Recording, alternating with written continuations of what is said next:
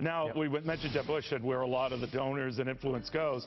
Enter an Assemblyman, Paul Anderson, Republican of Nevada, who now is working with Marco Rubio, endorsing him. Once had endorsed Jeb Bush.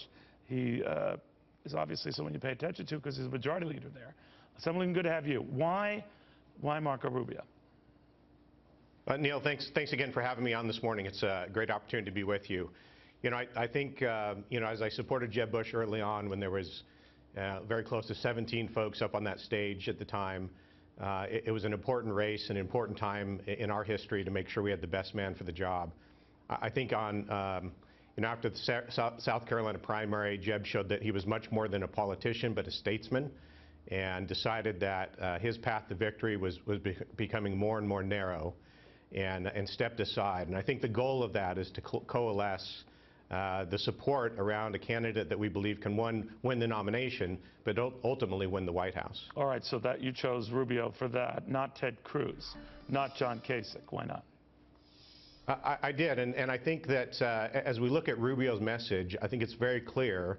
We had a race that you'll remember not too long ago against Sharon Engel and Harry Reid. Right. And a big mantra in this state, in Nevada anyway, was anybody but Reid. And we realized that just does not work. You can't go to the voters, especially to the larger populace, with an angry message of fear and loathing of what's going on in America. And I think Marco has got a positive message. He often refers to it as the 21st century America.